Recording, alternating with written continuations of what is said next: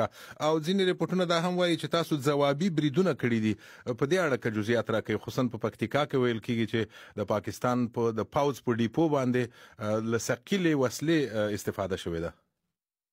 بله د افغانستان د دفاع وزارت سرحدي ځواکونو ته امر شوی و چې د پاکستان اړخ د درې ولایتونو نه چې د پکتیکا او خوست او پکتیا په استقامتونو د دوی نظامی اډي او مراکز د ډیورن خط په امتداد باندې تدبیر لاندې ونیسي.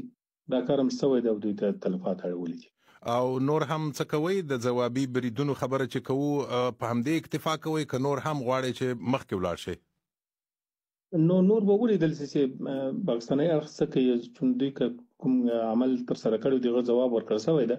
موږ نور د جګړې پلوي ځکه نه یو چې موږ د پاکستان ولس او پاکستان خلک د افغانستان دښمنان نه بولو او دا متاسفانه د څو جنرالانو کار بولو چې هغوی د خپل ناکامۍ پر د افغانستان خاطر راځي کوي د خپل امنیتي اقداماتو عاجز شوي دي غواړي د افغانستان په طرف باندې ملامتي راځي کوي او دغه اقدامات کوي چې هغه په ګټه هم نه بولو په زیان بولو.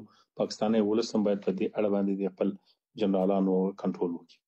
نو که چیرته جګړه نه غواړي بل اړخ بیا نو ډیپلوماټیک اړخ دی په دې برخه کې مو څه کړي دي او یا څه کوي مثلا د پاکستان سفیر مو احضار کړی دی؟ هغه ټول اقدامات موږ تر لاس لاندې لرو چې په دې اړه باندې لازم دي. د اوس لپاره خو د اسلامي امارت اکثر عمل معلوم شوی د خبرګون اعلان شو دوم داسې نظامی اقدام هم په خبرګون کې ورکړ شوی ده. نور ډیپلوماټیک لارې هم سنجول کېږي تر بحث لاندې دي چې کوم لارونه په مخ لاړ شو دغه تکرار مخنیوی هم کولی شو او د ستونزې ته د حل لار پیدا کولی شو.